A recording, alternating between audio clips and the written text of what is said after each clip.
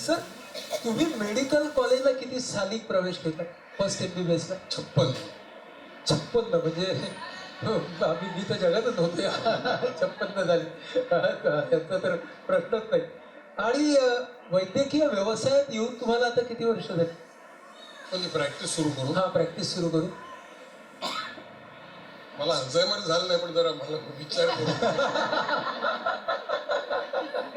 66-67 ला प्रॅक्टिस सरांनी चालू केली. आणि मला सर सांगा, आज ना म्हणजे अलीकडे तुमचा दिनक्रम कसा असतो ते जरा सांगा. दिनक्रम मी 4:30-5च्या पुढे झोपत नाही. अर्धा पाऊण तास चहा पीत विचार करतो. हा. नंतर व्यायाम करतो, आंघोळ करतो आणि 7:30च्या आगगाडीने भाटिया हॉस्पिटलला जातो. लोकल ट्रेनने भाटिया हॉस्पिटलला जातात. हा. तिथे 10-10:30 11पर्यंत प्रॅक्टिस करतो. अच्छा, म्हणजे सर्जरी करता, पेशंट्स पाहता. ज्यावेळेला सर्जरी असते त्यावेळेला पेशंट बघत नाही, पेशंट बघतो त्यावेळेला सर्जरी करतो. ओके. मग 11 वाजता मी परत आगगाडीने माटुंग्याला येतो आणि माटुंग्यालाच तिथे एक छोटं ऑफिस आहे. साधारण 5 वर्षापूर्वी एक कॉन्फरन्सला गेलो होतो मी, जिथे आता हे मी पुराण होणार आहे थोडंफार, त्याला काही इलाज नाही. चालेल. गोव्याला एक मोठी कॉन्फरन्स झाली, तिथे मला लाईफ टाईम अचिव्हमेंट अवॉर्ड मिळाला. आणि तिथे माझा एक स्कॉटलंडमधला जुना मित्र आला होता, टोनी वॉटसन. 1982 ते 1998 ब्रिटिश जर्नल ऑफ प्लास्टिक सर्जरीमध्ये एका भारतीय माणसाचे सगळ्यात जास्त पेपर्स होते. त्याचं नाव रवींद्र थत्ते. त्यावर तो एडिटर होता. बरं आणि त्याला असोसिएशनने ऑनरी मेंबरशिप दिली. बरं आणि मला लाईफ टाईम अचिव्हमेंट अवॉर्ड दिला. बरं. आम्ही दोघं शेजारी बसलो होतो. त्याच्या आधी 5 वर्ष काही दुर्दैवी घटनांमुळे मी ते सगळं सोडलं होतं. मी टोनीला म्हटलं साला काय प्लास्टिक सर्जरी कुठच्या कुठे गेली, आपल्याला काही समजतच नाही. टोनी म्हणाला, हो काय पेपर वाचतायत रे, काय चाललंय काय. मी टोनी म्हटलं हे सोडायचं नाही. आता आपण असं करू की आपण आता प्लास्टिक सर्जरीवर सोशल मीडियावर ब्लॉग लिहू. मी लिहितो आणि तू एडिट कर. पूर्वी तेच करत होतास, तेव्हा करूया आपण. आणि तो सुरू झाला. मी त्याचं काही पैसे घेत नाही, पण जो मनुष्य करतो सगळे चित्राचे वगैरे, त्याला APSI 60,000 रुपये दर वर्षाला देतो. हे तुमचं असोसिएशन. हां. सो तिथे 11 वाजता मी बसतो. 11 ते 12, 12:30, पाऊण वाजेपर्यंत बसतो. हां. मग फोन येतो मला की आता चला जेवायची वेळ झाली. मग ती मला घ्यायला येते. हो, तुम्हाला रोज सकाळी त्या वाटुका स्टेशनला सोडतात. हां. पण आता थोडं पोट वाढल्यामुळे मी तिला म्हणतो की मला चालू दे, पण ती मला म्हणते की आता तुला वृद्धाश्रमात जायची वेळ झाली, तू आता जरा गाडीतनं जात जा. हां, मग तुम्ही घरी परत येता. 1:30-1 जेवतो आम्ही. हे जे म्हणाले ना की नातेवाईकांचे संबंध वगैरे, ते माझे अप्रत्यक्ष असतात. म्हणजे ती जे संबंध ठेवते ते ती मला सांगते. अशा तऱ्हेनं मी साक्षर होतो. 1:30, 2:15 मी पडतो. 3-3:30 उठतो आणि कधीतरी घरी एखादा पेशंट बघतो, नाहीतर लिहितो. बर. 6-6:30, 7ला मी फिरायला जातो. बर. मी कधीही योगासन आणि सूर्यनमस्कार काढल्याशिवाय किंवा पाऊण तास फिरल्याशिवाय झोपत नाही. आणि झोपायच्या आधी, जेवायच्या आधी always 1 but never more than 1 अशी आमची प्रथा आहे. ते तुला मी सांगितलं.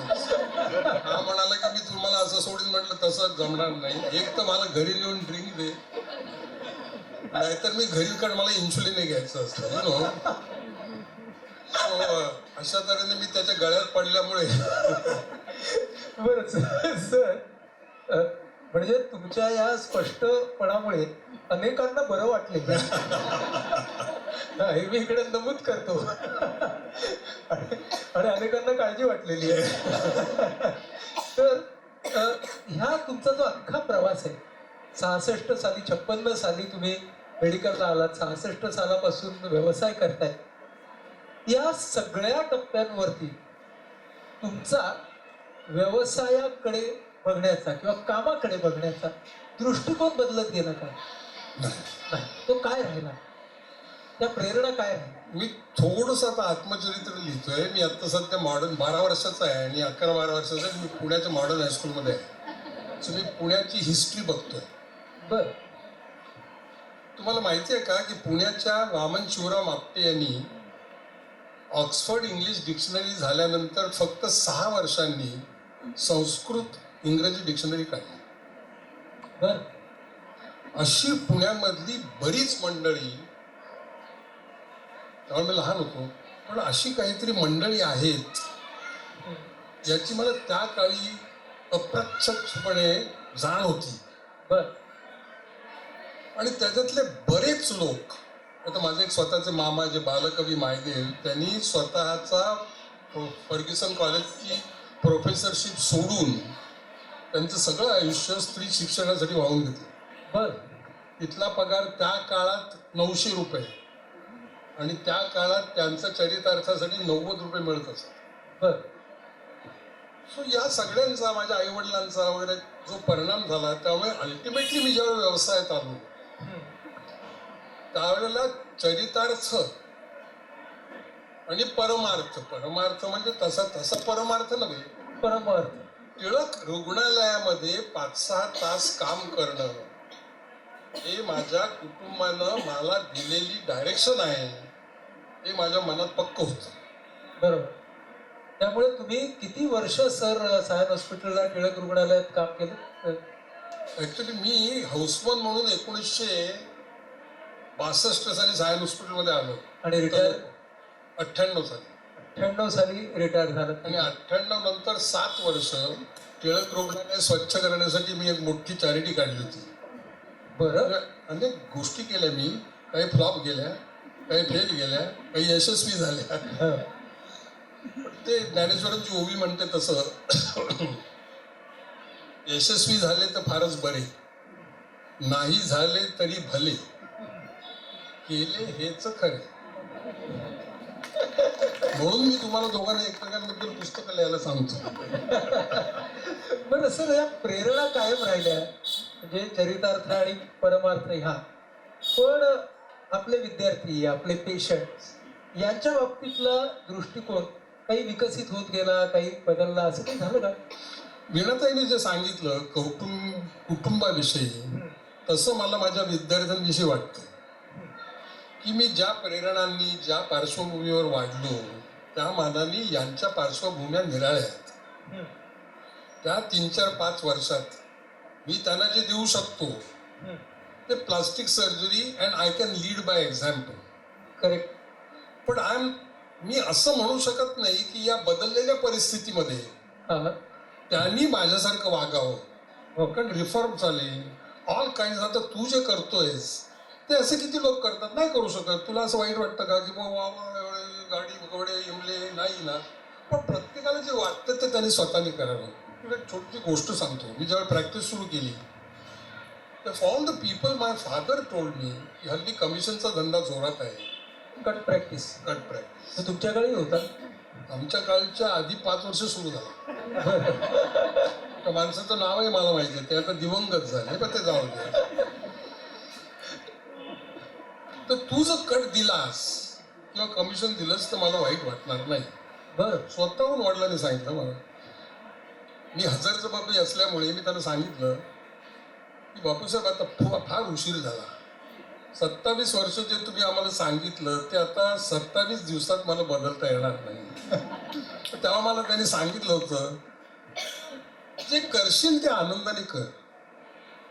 त्याप्रमाणे मी वागत आलो. त्याप्रमाणे वागत आला. सर, प्लास्टिक सर्जरी या क्षेत्रातलं तुमचं संशोधन जगमान्य झालं, पण तुम्हाला आवडलं असं संशोधन कुठलं?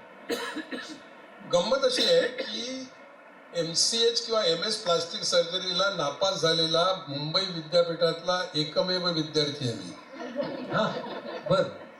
आणि मी या परीक्षा नापास झालो म्हणून association of plastic surgeons of इंडियानी मला कोणीतरी सांगितलं तू मेंबर हो.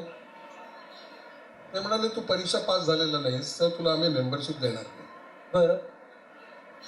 तर मी नापास झालो. मग आता करायचं काय, कारण असा मी बत्थड आहे. मग काहीतरी अमेरिकेमध्ये कुठेतरी जाण्यासाठी पत्रव्यवहार सुरू झाला. मग तिथे गेलो, मग परत आलो. परत आल्यानंतर मला सायन हॉस्पिटलमध्ये प्लास्टिक सर्जरी डिपार्टमेंटच नव्हतं. म्हणजे मी आलो परत 73 साली, जनरल सर्जनच होतो. तर मी 73 ते 78 एखादं जनावर कसं दबा धरून असतं तसं मी दबा धरून होतो की आज ना उद्या मला काहीतरी करायला मिळेल. माझ्याबरोबरचे जे लोक परत आले ते निरनिराळ्या मोठ्या रुग्णालयांमध्ये प्रोफेसर झाले, प्लास्टिक सर्जन झाले, त्यांनी प्रॅक्टिस सुरू केली. त्यांना खाजगी ती आता मंडळी गेली, माझ्याबरोबरचीच होती. ती रात्री ड्रिंक घेत नव्हती म्हणून ती गेली. चांगले मित्र होते माझे, मला काही हेवा देवा नाही त्यांचा. त्यांचे खूप मोठी झाली माणसं ती. मला आता प्रत्येकाला घर असतं ना, तर घरात ना असं थोडं संवाद आणि विसंवाद चालतात ना, तर असं मला वाटायचं की मी दबा धरून बसलो होतो. थोडीशी छोटी लांब गोष्ट आहे, ती लगेच संपवतो. 78 साली प्लास्टिक सर्जरी डिपार्टमेंट सुरू होणार अशी पाठी लागली. बरं. त्याला तर मी मेलो. याचं कारण असं की माझ्याकडे क्वालिफिकेशन नव्हतं. अमेरिकेत मला लोक भेटायला यायचे की तुला आम्ही असिस्टंट प्रोफेसर करतो, तू इथे राहा. तर मला देवा शपथ सांगतो तुम्हाला, मी त्याला सांगितलं होतं, the challenge is not here, the challenge is there. तर त्यावेळेला तिचे जे बोर्ड सर्टिफिकेशन असायचं त्याच्यासाठी त्यांनी मला सांगितलं की तू आत्तापर्यंत केलेली ऑपरेशन्स आणि असिस्ट किती केलं त्याची यादी दे. म्हणलं मी बाप जन्मी यादी देणार नाही. पण मी जर बोर्ड केलं तर मला हे लोक टेम्प्ट करतील तिथे राहायला. त्या काळामध्ये, आता ही म्हणते माझी बायको की इथे राहिलो असतं तर बरं झालं असतं. त्या काळामध्ये माझे तिचे शब्द आठवतात, ती आता कबूल करत नाही. बायका कधी कबूल करत नाहीत नंतर. छे इथे कोण राहणार, धुळी भांडी कोण करणार इथे, आपण घरी जाऊ परत. तर मी परत आलो. 78 साली मला क्वालिफिकेशन नाही, मी ती लिस्ट नाकारली होती. सुदैवानं तुम्ही प्रारंभाचा एक प्रश्न आहे, सुदैवानं तिथला जो एक डीन होते त्यांनी मला न विचारताच, मी आणि माझे बॉस डॉक्टर डायस हे इथे प्लास्टिक सर्जरीचे काम करत आहेत, तेव्हा यांना प्लास्टिक सर्जन म्हणून अपॉइंट करावे असं पत्र कमिशनरला पाठवलं. बरं. आणि 15 दिवसात रिपोर्ट आला की हो याला करा, आणि आपलं 20 बेडचं युनिट मिळालं. बरं. आणि ते सगळे छिन्न विच्छिन्न ते सगळे पेशंट आमचे झाले. त्यावेळेला एक फार मोठी अडचण अशी होती की त्वचारोपण करण्यासाठी ज्या पद्धती होत्या त्या फार जिकिरीच्या होत्या. म्हणजे जर इथे जखम असेल तर ती त्वचा अशी फिरवून लावावी लागत असेल किंवा दुसऱ्या पायावरून आणावी लागत असेल. एक दिवस माझ्या डोक्यात विचार आला की पुस्तकाची पानं उलटतात तसं का नाही करूया. केला. त्वचेचा बाहेरचा भाग सोलून काढूया, तो रक्तबंबाळ झाला की तो पानासारखं उचलून इकडे लावूया. माझ्याकडे माझ्याकडे केयू म्हणून पास झालेला एक विद्यार्थी त्यावेळेला रेसिडेंट होता. तो पद्धतशीरपणे छान तऱ्हेनं ट्रेनिंग केलेला माणूस होता, पण अशा पद्धतशीरपणामुळे त्याच्या डोळ्याला झापडं होतं. उलट पालट करायचं. सर म्हणाले मी तुम्हाला असिस्ट करतो, पण हे काय खरं नाही. आम्ही ती शस्त्रक्रिया केली. 2-3 दिवसात ती यशस्वी झाली. 3-4 दिवसांनी आणखीन 4-5 केल्या. आणि माझा एक मित्र आहे डॉक्टरला, तो मला म्हणाला रव्या ऑर्थोपेडिक कॉन्फरन्स आहे, तू ही पद्धत दाखव. तोपर्यंत मला ब्रिटिश जर्नल काय आणि असोसिएशन काय काहीच माहिती नव्हतं, because I had been rejected from the APSI membership. म्हटलं ठीक आहे, मी तो माझं काय म्हणणं नाही. मी एक 50 स्लाइड्स तयार केल्या. सकाळी 8ची वेळ होती कॉन्फरन्सची. आदल्या रात्री बोट क्रूज होता आणि बोट क्रूजवर सगळं ऑर्थोपेडिक सर्जनचं 2:30-3 वाजेपर्यंत सगळे टाईट होऊन ताजमहाल हॉटेलमध्ये येऊन झोपले होते. आणि 8चा पेपरला कोणीच नसतं, तुला माहिती आहे. त्या हॉलमध्ये 4च लोक होते. एक तो चेअरमन होता, तो पेंगत होता. एक स्लाइड दाखवणार होता एक माझा विद्यार्थी होता आणि एक गोरा माणूस बसला होता. मी काय मला भीती ही गोष्ट आपल्याकडे नाही. मी दाड दाड दाड दाड दाखवल्या. संपलं. तोपर्यंत 4-5 लोक आले होते. त्यांनी 1-2 प्रश्न विचारले आणि झालं. 15 मिनिटाचा पेपर संपला आणि तो गोरा माणूस माझ्याकडे आला आणि मला म्हणाला की कुठल्या हॉस्पिटलमध्ये काम करताय? मला काय एवढं त्याचं काय कळलं नाही. मी म्हटलं मी सायन हॉस्पिटलला काम करतो. बरोबर, कुठे आहे हॉस्पिटल? म्हटलं अशा ठिकाणी आहे, पण I will tell you one thing, it's not one of the recognized hospitals. It's a small hospital. If you want to see plastic surgery departments, you should go to 1, 2, 3. If you have time, we will welcome you. मी 3-4 दिवस विसरलो आणि एक दिवस सगळी OPD संपवून मी ऑनरेज रूममध्ये बसलो होतो, तर आमचा वॉर्ड बॉय 36 वॉर्डातनं धावत आला आणि म्हणाला एक गोरा माणूस आलाय हॉस्पिटलमध्ये आणि तो तुमच्या पायाच्या त्वचेच्या रोपणाचे फोटो काढतोय. मला काहीतरी एकदमच कॉपीराईट वगैरेचा संशय आला. म्हटलं मी हे ऑपरेशन केलं आणि हा सगळा काहीतरी माणसाला इन्सेक्युअर असतो मनुष्य. मी पण एप्रिल वगैरे घालून तिकडे गेलो. तो मला म्हणाला, doctor, I am the editor of Watson Jones. Watson Jones नावाचं त्या काळात ऑर्थोपेडिकचं बायबल होतं. तुझ्याही काळात असेल करायला. तर मला हे आमच्या पुस्तकात छापायचं आहे म्हणून मी हे फोटो काढलेत. तर मी वापरू शकतो का? मी वापरा. तो म्हणाल तुम्ही याच्याबद्दल काय लिहिलंय का? म्हणजे लिहिलंय, पण ते पेननी लिहिलंय, अजून टाईप केलेलं नाही. कारण त्यावेळेला आमच्याकडे काय म्हणतात त्याला, क्लार्क कम टाईपिस्ट, CCT नव्हता. मी आपलं शाईनी लिहायचो आणि पोस्टाच्या समोर, दादर पोस्टासमोर टायपिस्ट बसायचं ना, त्यांच्याकडनं टाईप करून घ्यायचो. तो that's all right, you give it to me. तो गेला आणि 15 दिवसांनी मला कॉपीराईटचा फॉर्म आला वॉटसन जोन्सकडनं.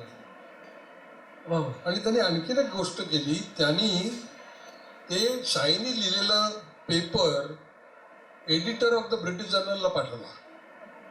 त्याचा एडिटर होता मायकेल टेम्पेस्ट आणि तो फार भारत धार्जिणा होता. बर, त्या काळामध्ये ईमेलवर काय नव्हती. तो पत्र आलं मला की can I get your paper typed. गंमत अशी झाली की Watson Jones was to be published in 3 months and the waiting time for the British Journal was 6 months. So I have the unique distinction of appearing in a textbook before appearing in the British Journal. ओ क्या बात.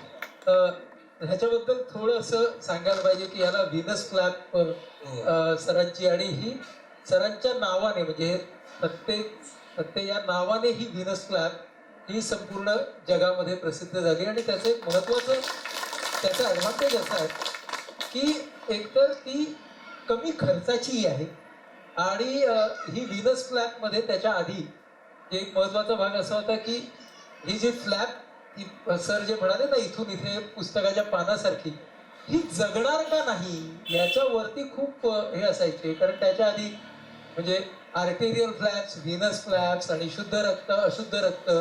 तर Venus flap ही जगेल का नाही, तर सरांनी हे सिद्ध करून दाखवलं की ती व्हीनस फ्लॅप ही व्हायबल राहते त्याच्यामध्ये. तर ते टेक्निकल भाग आहेत, पण महत्वाचा मुद्दा की या निमित्ताने तुम्हाला जे समाधान तुमच्या संशोधनाचं मिळालं. खरं सांगू का, सायन्स इज सतत पुढे जात असतं. हो. तर 82 ते 97चा जो मी काळ सांगितला, त्या काळामध्ये जी शस्त्रक्रिया आम्ही वर्णन केल्या, ज्या प्रसिद्ध झाल्या, त्याच्यातली एकही शस्त्रक्रिया आज केली जात नाही. कारण ते पुढे पुढे कधीतरी केली जात असेल, नाही असं नाही. There are some indications. त्या व्हीनस फ्लॅपच्या बाबतीमध्ये आम्ही कसा माणूस विचार करतो ते बघा. हार्टलंग मशीनवर माणूस जगतो ना, आर्टरीचं ब्लड काढतात आणि वेन मधनं परत टाकतात. हा तुझा जो क्लासमेट मुकुंद होते, त्याला मी म्हटलं की काय रे, माणूस जर जगतो तर फ्लॅप जगेल का? तो तितकाच खट निघाला. तो म्हणाला आपण बघूया. म्हणून आम्ही कुत्र्यावर प्रयोग करायला सुरुवात केली. बरोबर. आणि एक दिवस दुपारी मला मुकुंदचा फोन आला, रवींद्र दादा, एक फ्लॅप आपण केली होती, त्याच्यातली आर्टरी कुत्र्याने खाल्ली. त्याचं कारण, ज्या वेळेला एखादी फ्लॅप बाहेर पडते त्यावेळेला प्राणी त्याला अन्न समजतात it is not a part of the body ना. सो तो खाता खाता त्यांनी आर्टरी खाल्ली, पण फ्लॅप जगतीये. फक्त वेनवरती. म्हणून त्या व्हेनस फ्लॅपचा शोध लागला. आणि तो व्हेनस फ्लॅपचा शोध आम्ही दोघांनी तो पेपर लिहिला. मी त्याला म्हंटल की तू एक्सपेरिमेंट करतोय तर तू तुझं नाव पहिलं घाल. Ravindra that is not correct. कारण मला हार्टलंग मशीन आणि फ्लॅप हे जे महत्वाचा मुद्दा होता तो तू सांगितलास. आणि that paper went for reviews to 5 different British surgeons and all of them rejected it. All of them. ते म्हणाले हे शक्यच नाही, because this is contrary to all known physiological principles. Ultimately कुठला तरी एक बऱ्यापैकी मायकल टेम्पेस म्हणाला नाही, पण यांनी दाखवलंय, तो पब्लिश झाला. आणि त्याच्यानंतर ती कशी जगते याच्यावर आम्ही संशोधन केलं वगैरे वगैरे. सो त्या दृष्टीनं मी त्या संशोधनाला चिकटून राहिलो नाही. आता पुढच्या रविवारी माझं ठाण्यात भाषण आहे स्पीच थेरपिस्ट बद्दल. मी त्याला सरळ सांगायचं मला स्पीच मधलं काही कळत नाही. मला पॅलेट कशी करायची ते माहिती आहे. किंवा मी पॅलेट कशी करायची ते तुम्हाला सांगतो. या व्हीनस फ्लॅप बद्दल माझी एक आठवण आहे की मुकुंद ज्या वेळेला आपल्या केएमच्या डॉग लॅब मध्ये वरती गच्चीवरती हे सगळं करत होता तेव्हा मी त्याच्या शेजारी होतो. असं आणि म्हणून मला हे सगळे डिटेल माहिती आहेत. सर, ज्ञानेश्वरी कधी आली जीवनामध्ये? ज्ञानेश्वरी आली खरी माझ्या आजीमुळे. पण माझी आजी ज्ञानेश्वरी वाचायची, मग आत्याबाई वाचायची, तर मला काही कल्पना नव्हती. गीतेमध्ये एक श्लोक आहे त्याच्यात म्हणतात की 4 प्रकारचे भक्त असतात. एक काय करतो की तो म्हणतो की मला दुःख आहे ते काढण्यासाठी मी भक्ती करतो. अर्थ. दुसरा म्हणतो की मला काहीतरी पाहिजे आहे म्हणून मी तुझ्याकडे येतो. अर्थार्थ. तिसरा म्हणतो की अरे काय भानगड आहे. जिज्ञासू. करेक्ट. त्याच्या पलीकडे काहीतरी सुपर क्लास भक्त असतो असं ऐकलंय मी. ज्ञानी. ज्ञान. आपण विज्ञानी. माझ्या आयुष्यात त्याची इथे उजळणी करत नाही मी. फार बेकार प्रसंग आले. तुम्ही त्यांनी प्रश्न विचारला त्याच्या तपशिलात मी जात नाही. कल्पना करता येणार नाही अशी दुःख मला आणि आशाला झालेली.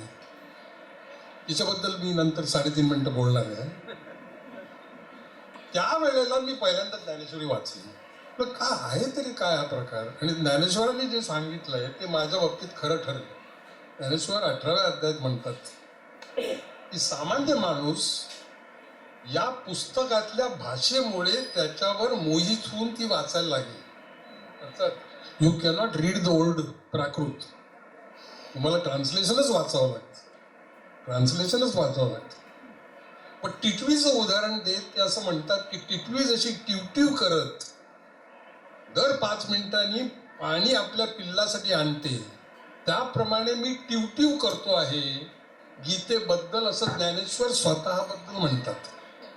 आता या उपमेनी जर एखादा मनुष्य प्रभावित झाला नाही तर तो माणूसच नाही असं मला वाटतं. पण एकदा वाचून झालं लगेच परत विसरायला व्हायचं. मी थोडा क्विकझॉटिक आहे. क्विकझॉट तो त्या फिरतो ना त्याच्यावर तो जायचा तो डॉन क्विकझॉट. काहीतरी आचाट करण्याची माझ्या बेकार सवय आहे. माझ्या त्याचे भोग मला भोगावे लागतात. पट्टीला आता सवय झाली. एक दिवस मी असं नक्की केलं की मी दुपारची प्रॅक्टिस बंद केली. बरं, दुपारची प्रॅक्टिस बंद केली. 2 ते 4 मी फोन सुद्धा घेणार. आणि 2 ते 4 जवळजवळ 3 ते 4 वर्ष मी सगळी ज्ञानेश्वरी अर्थासकट लिहून काढली. बरं. हे झाल्यानंतर मी तेव्हा भाटिया हॉस्पिटलला ऑलरेडी होतो. तिथे भाटियातलं एक मासिक निघायचं काय त्याला हाऊस मॅगझिन म्हणतात. त्यामुळे डॉक्टर तुम्ही काहीतरी लिहा आणि ते इंग्रजीमध्ये लिहायचं. तर मी त्या ट्रस्टीला म्हटलं की इंग्रजीमध्ये लिहून फायदा काय. कारण ऑनररी डॉक्टर्स आहेत 45, अर्ध्या नर्सेस मल्याळी, त्यांना इंग्रजी वाचता येत नाही, बाकीच्या मराठी. तर मी मराठीत लिहितो. म्हणल्या सो त्या भाटियाना नावाच्या मासिकामध्ये घरी आलो. म्हटलं आता काय लिहायचं, तर मला चातुर्य शहाणे झाले ही ओवी दिसली. मी चातुर्य शहाणे झाले याच्यावर 1.5 पान लिहिलं आणि भाटिया हॉस्पिटलमध्ये दिलं. बर भाटियाना प्रसिद्ध झाला. बर आणि ज्या वेळेला भाटिया हॉस्पिटल प्रसिद्ध झालं आणि भाटियाना, त्यावेळेला भाटिया हॉस्पिटलमध्ये स्ट्राईक होणार होता. बर हे आर्टिकल बऱ्याच लोकांनी वाचलं. बर आणि आपल्याला कल्पना नाही या म्हणाल्या तसं वॉरबॉय आणि मेहतर लोकांनी माझ्या भोवती गराडा घातला बर की तुम्ही आम्हाला काहीतरी सांगा. बर खरी झालेली गोष्ट आहे. हा आपल्याकडचे जे मेहतर्स आहेत ते सुद्धा मराठी समजतात, ऐकतात, बोलू शकतात. बरोबर. आणि चतुर आणि शहाणा हे दोन्ही शब्द सगळ्यांना माहीत असतात. बरोबर. दुसरं माणसं म्हणतात ना, हो शहाणो थायचे. म्हटलं तुम्हाला काय सांगू मी. म्हटलं तुम्ही एक काम करा, मी तुमचा प्रतिनिधी म्हणून मॅनेजमेंटकडे येतो. बरं. आणि तुमचा जो चतुरपणा आहे त्याचा आपण शहाणपणात रूपांतर करू. बरं. So they said you don't have to come. आम्हाला कळलं का वेळेत. सो दे वेंट आणि स्ट्राईक टळला. बरं. त्यांनी कॉम्प्रोमाइज केलं. कारण तो जो ट्रेड युनियन लीडर बाहेरनं आला होता त्याला काय पडलेलं नव्हतं, त्याने पैसे घेतले होते आणि तो झुंजत होता किंवा झुंजवत होता. त्या दिवशी माझ्या लक्षात आलं की यायला आपल्याला लिहिता येतं. म्हणून मी 50-55 ओव्यांवर 1.5 पान लिहिलं. आता पब्लिशर माझी चीज मला माहिती नव्हती. लहानपणी मी पनामा हॉल लेनमध्ये माझ्या आत्याच्या 1.5 खोलीमध्ये राहायला जात असेल. त्याच्या खाली केशव भिकाजी ढवळे नावाची प्रकाशक संस्था आणि ती धार्मिक पुस्तकं प्रसिद्ध करते असं साधारण माहिती होतं. त्यावेळेला आपला पब्लिक ट्रान्सपोर्ट सायन हॉस्पिटलहून दादरहून कुठं मला आता आठवत नाही, तिथे गाडी घेऊन जाणं पॉईंटच नाही, ते पार्किंगच नाही. तेव्हाही नव्हतं. मी त्या डोळ्याला ते पुस्तक दिलं ना, ते पानं दिली. 24 तासात त्यांचा मला फोन आला की आम्ही हे पुस्तक करणार. 24 तासामध्ये त्यांचा फोन आला. ही मस्ट हॅव बीन कारण त्यांच्याकडे तोपर्यंत तशी पुस्तकच नव्हती. त्या पुस्तकाचं नाव जाणीव. आणि त्याच्यामध्ये बेकार अशी मी काय काय स्टेटमेंट्स करतो. त्याच्यामध्ये मी एक स्टेटमेंट केलं होतं की लोकांना अध्यात्म कळेल पण नवरा बायकोतलं नातं कळणार नाही. तू सकाळी येतेस, तुला पटतं काय? हो पटतं. आणि ज्ञानेश्वरी वाचण्याची सवय ही दारू पिण्याच्या सवयीपेक्षा जास्त जटिल आहे. एकदा तुम्हाला त्याची गोडी लागली की तुम्ही बाकी सगळी पुस्तकं बाजूला ठेवता. मी असं म्हणत नाही की पुस्तकं वाचू नयेत, पण आयुष्यात घडलेल्या सगळ्या प्रसंगाचं वर्णन तुम्ही जर चाणाक्ष असाल तर ते ज्ञानेश्वरीत लिहिलेलं आहे. उदाहरणार्थ ज्ञानेश्वरीत मला कळलं की माणसाला 3च भावना होऊ शकतात. आपण भावनांचा खूप करतो ना, 3च होऊ शकतात. तुमच्या मनासारखं झालं तर बरं वाटतं, तुमच्या मनाविरुद्ध झालं तर दुःख होतं, आणि तुमच्या मनात जे होतं ते दुसऱ्याला मिळालं तर द्वेष, राग, चीड आणि मत्सर होतो. याच्या पलीकडे या जगात भावना नाही. तुम्ही सगळे विचार करा. There is nothing beyond this. But जर तुम्ही बाहेर येऊन या तिघांकडे बघू लागलात तर तुम्हाला फुकट सिनेमा आणि नाटक बघायला मिळतं ज्याच्यामध्ये तुम्ही स्वतःच हिरो असता किंवा विलन. या सगळ्या गोष्टी मला ज्ञानेश्वरीमध्ये कळल्या. ते पुस्तक त्याची सुद्धा कथा आहे की ते हो म्हणाले आणि ढवळे वाढले. बर.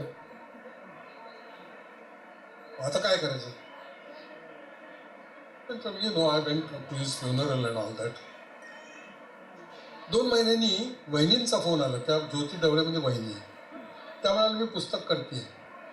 बरं. कारण ढवळ्याने मला सांगितलं होतं की डॉक्टरांचं पुस्तक करायचं. आणि त्या अवघड विषयावरचं त्या पहिल्या जाणीव पुस्तकाचं आता 9वी का 10वी आवृत्ती चालू आहे. 42 नाही. सर तुमच्या स्वभावामध्ये ज्ञानेश्वरीमुळे काय काय बदल झाले? त्याचं उत्तर माझी बायको देते. डिटिरियरेशन थांबलं, प्रगती काही झाली नाही. म्हणजे स्टेडी झाला बिकॉज मी खूप चळवळ्या, रजोगुणी, क्विक्झॉटिक, अचाट गोष्टी करण्याचा प्रयत्न करणारा अशा प्रकारचा माणूस आहे. पण हे सगळं करताना ज्ञानेश्वरीमुळे मला बरं वाटलं. तर त्या हिंदूच्या विरुद्धच्या लढाईमध्ये it was a horrible battle. म्हणजे किती त्याच्यामध्ये किती किती व्यस्त प्रमाण असावं. Hindujas were the sowcars to the Shah of Iran. And Ravindra Dutta was a 38-year man with a practice of 2,500 rupees with 2 children going to Bombay Scottish High School. बरोबर. त्या काळामध्ये it was not such a small sum. Maybe it was 3.5, maybe it was 5. I don't know that. त्या माणसानी आपलं hospital बांधताना त्याच्या शेजारचा भूखंड लाटण्याचा प्रयत्न करा. अमेरिकेत राहून मला एक गोष्ट कळली होती की झाडं लावायची असतात. सगळीकडे वन, उद्यान.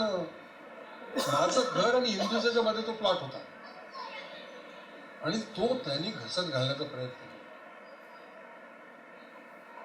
when you are not aware of the dangers that are present, you tend to venture. I do not know the dangers. आता ते मला करता येणार नाही. आता मला माझ्या फिक्स डिपॉझिटची चिंता आहे. याला काय झालं म्हणजे उद्या करायचं काय. त्या काळामध्ये संस्था उभी केली, सभा घेतल्या, रस्त्यावर प्रदर्शनं केली, निदर्शनं केली. तो सगळ्यात मोठा हिंदूच्या माझ्या घरी आला आणि आता ती फारच गोष्ट जुनी झाली. त्या काळामध्ये अशी जेव्हा माणसं घरी यायची आणि नंतर जेव्हा उद्यान झालं तेव्हा जी माणसं घरी आली पैसे देण्यासाठी, मी आशाला म्हणजे बायकोला 24 तासाची नोटीस द्यायची की उद्या 25 लोक ब्रेकफास्ट नाही. आणि तिने भूक का तू न करता ते केलं. आणि ते जे उद्यान आहे ते आहे हो. तर अजूनही आहे. हिंदूच्या आला मला म्हणाले की मी तुम्हाला काय करू, मी तुम्हाला 1.5 कोटी देतो आणि 25 बेडचं प्लास्टिक सर्जरी डिपार्टमेंट देतो. हे त्याचे शब्द आहेत. तुम्हाला 30 इयर्स अगोची गोष्ट आहे. 30 काय 35 इयर्स झाली असतील ना. किती वर्ष झाली, जास्त झाली असतील. मी तर असुनामीर होतो, विनोद पण असुनामीर होतो. मी त्याला एका शब्दात सांगितलं, म्हटलं माझ्या घरात गेल्या 3 पिढ्यात एकाही माणसाने एकही पैसा खाल्लेला नाही. मग त्याचं स्पारकॉम काढलं, मग नंतर बरेच थोड्या दिवसांनी परत त्याने ते घेतलं, मग परत हायकोर्टात गेलो, इकडे गेलो, तिथे तू यू हॅव गॉट ऑल दिस अनुभव. पण त्याच्यातला एक किस्सा फार गमतीदार आहे. हिंदुजाने जेव्हा अमेरिकेत कंपनी काढली त्यावेळेला कॉम्प्युटर कंपनीत जी जाहिरात दिली गेली त्याच्यासाठी माझ्या भावाने अप्लाय केलं. 1.5 तास इंटरव्ह्यू झाला. मग त्याला विचारलं, रवींद्र दत्ते तुझा कोण? तो म्हणाला मी तुम्हाला आधीच सांगणार होतो पण मला संधी नाही मिळाली. रवींद्र दत्ते माझा मोठा भाऊ. तर तुम्ही you can draw your conclusion. हिंदुजांनी त्याला काय सांगितलं असेल, at least we know that we are recruiting an honest man. त्यावेळी ईमेल नव्हता, मला माझ्या धाकट्या माझा फोन आला होता. एकदा मद्रासला इंटरव्ह्यू झाला आणि एकदा अमेरिकेत इंटरव्ह्यू झाला. हा, तर तुम्ही मला सांगतात की ज्ञानेश्वरीच्या साथीने तुम्ही स्टॅबिलाइज झाला. तुम्हाला सध्याच्या तुमच्यामधले एरियाज ऑफ इम्प्रूव्हमेंट काय वाटतात? म्हणजे काय झाल्या त्या का करण्याजोग्या आहेत? करण्याजोग्या.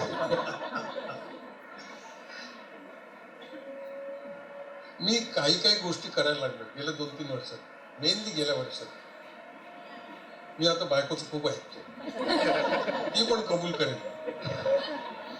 Time has now come for me to listen to her because she has listened to me for many years. I'm not a bad man. I'm not a bad man. Yes. That she will also admit. Yeah. She says that you are a good man but a bad husband. पण ते सगळेच असतात ना.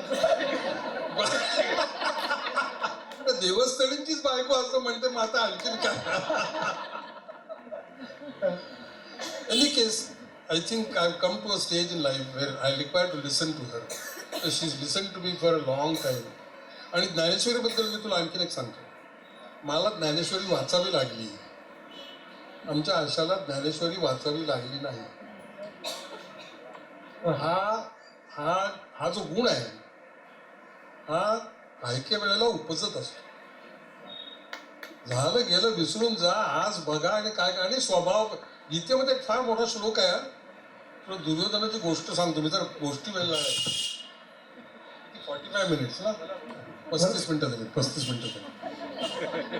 Risky वाढ बघती. दुर्योधनाची एक गोष्ट आहे. ज्यावेळी दुर्योधनाची मांडी भीमाने फाडली तेव्हा श्रीकृष्ण लबाडला ना, तो अर्जुनाला म्हणाला तो तिकडे तळ्याच्या खाली पडला आणि मरणार आहे, तर आपण त्याला सांत्वनासाठी जाऊया. तर अर्जुनाने भीमाकडे बघितलं. तर भीमाने अर्जुनासह गेलास ते याद राख, तुझी पण मांडी फाडेल. तो अर्जुना श्रीकृष्णाकडे बघितलं. त्याच्याकडे लक्ष देऊ नको, त्याचं काम संपलंय, आता आपलं काम आहे, आपण जाऊया. इट इज जंटलमन, कंडोलन्स विजिट आहे, आपण जाऊ तिथे. ते गेले. अर्जुन काय बोलला नाही. श्रीकृष्णाने दुर्योधनाला तत्वज्ञान सांगायला सुरुवात केली. दुर्योधनाने ऐकलं 15-20 मिनिटं, अर्धा तास असेल. त्या काळात फळ वगैरे काय असेल ते संपल्यानंतर दुर्योधनाने श्रीकृष्णाला सांगितलं, तू म्हणतोस ते सगळं खरं आहे, पण तू काय म्हणतोस, प्रत्येकाने आपल्या स्वभावाप्रमाणे वागावं, लबाडी न करता. तसा मी माझ्या आणि अशा माणसाला स्वर्ग आणि मोक्ष ठेवलेला आहे. तर मी माझ्या स्वभावाप्रमाणे लबाडी न करता वागलो तेव्हा मी निश्चिंत आहे. पण श्रीकृष्ण तू तुझं बघ, कारण तुझ्या बाबतीत मला शंका आहे की तू खरंच ऑनेस्टली वागलाय की डिसऑनेस्टली वागलाय. असल्या प्रकारच्या गोष्टी तर ती गीतेमध्ये श्लोक आहेत की जो मनुष्य स्वतःच्या स्वभाव धर्माप्रमाणे प्रामाणिकपणे वागतो त्याला मोक्ष मिळतो. तर मी ज्ञानेश्वरी वाचून वागलो आणि ही ज्ञानेश्वरी न वाचता वागली, तेव्हा आम्हाला कधी माहीत नाही, पण निदान स्वर्ग किंवा मोक्ष मिळणार. गीता खरी असली तर. सर तुमची समृद्धीची व्याख्या.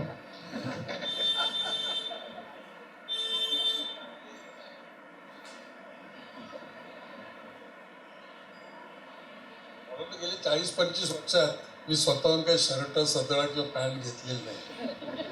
पूर्वी पेशंट लोक मला कापड द्यायचे किंवा शर्ट वगैरे द्यायचे, हल्ली ती आणते. आणि मी त्या बाबतीत समृद्धी म्हणजे एकच ती समृद्धी तर मला जचलीच नाही. आज हा घालायचा का तो घालायचा हे ते ठरव. सो तिने मला आज सांगितलं की हा घालायचा, ठीक आहे, हा समृद्ध आहे. So that part of my life, I have my habits are, except for the drink at night. आणि मी काय चेंज करत. कितीही आता म्हणाले तसं, कितीही घरात कुठल्याही प्रकारचे काय काय करतात रे घरात. इटालियन काय, जॅपनीज काय, त्याच्यावर त्या जेवणावर काय असं ते काहीतरी काड्या काय लावतात मेनू. अरे बाप रे. पण तिला त्याची आवड आहे, ती तिच्या स्वभावाप्रमाणे वागते. पण तिला माहिती आहे मला 2 पोळ्या, आमटी, भाजी, चटणी आणि कोशिंबीर लागते. आम्ही लहानपणी जे शिकलो ते मी खातो. सो मला समृद्धीची काही गरज नाही. आत्ता सुद्धा आम्ही अमेरिकेला गेलो, आता ते त्याला आवडणार नाही मी सांगितलेलं. मला आज घरी चिकार शिवाय मिळणार, पण ते सगळ्यांनाच मिळणार.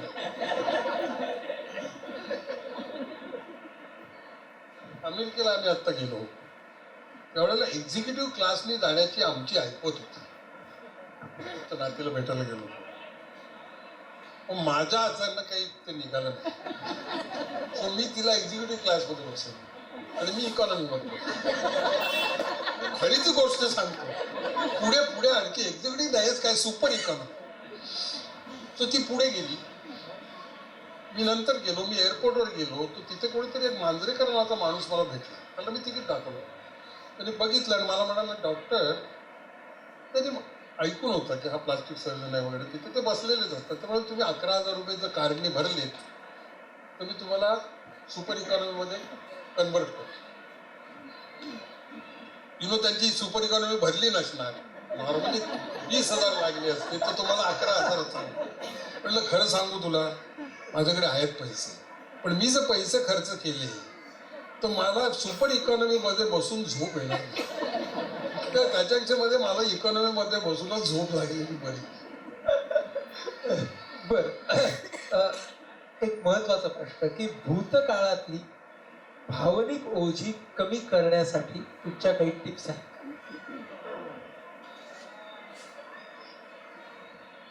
मी आता असं म्हटलं तर लोकांना वाटेल की हा उगीच प्रॉपगंडा करतोय. ज्ञानेश्वरी वाचल्यापासून भूत आणि भविष्य या दोन्ही गोष्टीची मला काही पडलेली नाही, खरंच पडलेली नाही. दुसरं, मी काही काही सवयी लावल्यात. आता मृत्यूची भीती, suppose to be a thing ना. मला एका माणसाने फार इंटरेस्टिंग गोष्ट सांगितली. एका माणसाला खूप मरायची भीती होती. आज आपल्या विवेकानंदांचं काय, रामकृष्ण मिशनचं त्या गुरुकडे आला. तो गुरुन त्याला काय सांगितलं, तू कशाला भीतोस, तुझी मरायची वेळ आली तर मला सांग, आपण दोघं जण जाऊन मरू.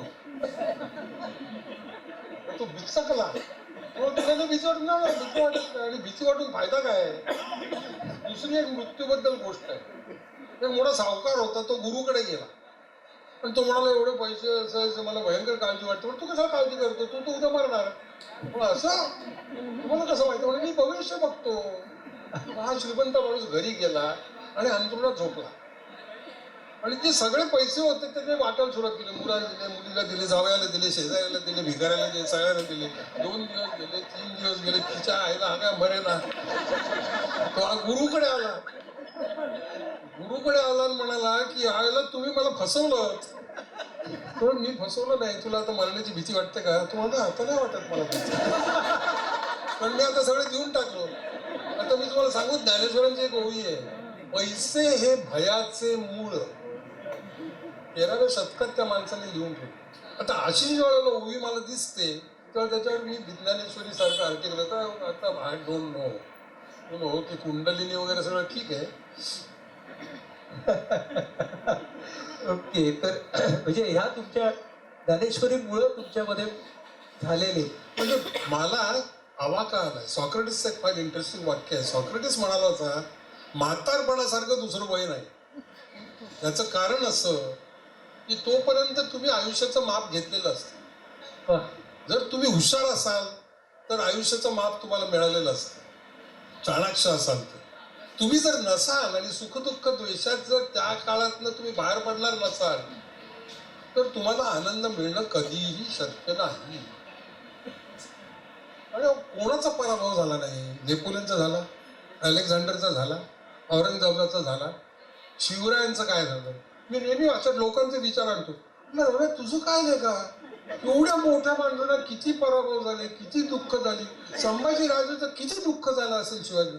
अलेक्झांडर परत गेल्यानंतर त्याची चितू झाली. आणि आता हे वाक्य मी वापरू नये because it is suppose to be normal नाव. He was called a homosexual in those days. त्या काळात ती शिवी होती. दुर्दैवानं आज काळी तो दागिना झालाय, ते पण दुर्दैवाचं आहे. फॅशनच झालंय काय.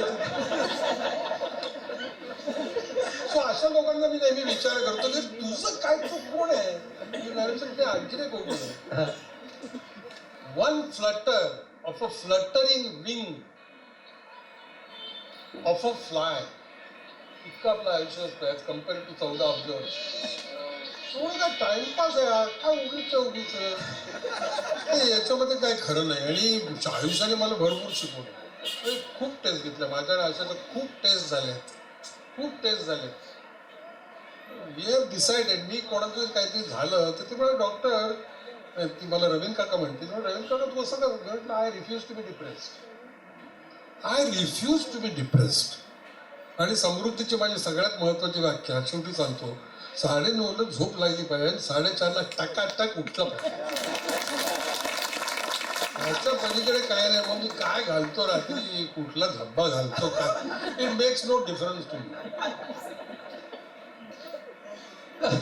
Thank you sir.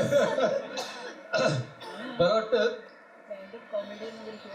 नाही रे मला एक स्टँडअप कॉमेडी हे मी आता तेच करणार होतो की आता सरांनी इतक्या वेळा मिसेस सत्तेंना आपल्या या सगळ्या संभाषणात सहभागी करून घेतले की तुम्ही जरा उभे राहा पण फक्त उभे राहा की तुम्हाला तुम्ही आहात इकडं हे जरा सगळ्यांना कळेल. असं उभी राहा मी मुद्दाम ती चांगली साडी घालून आली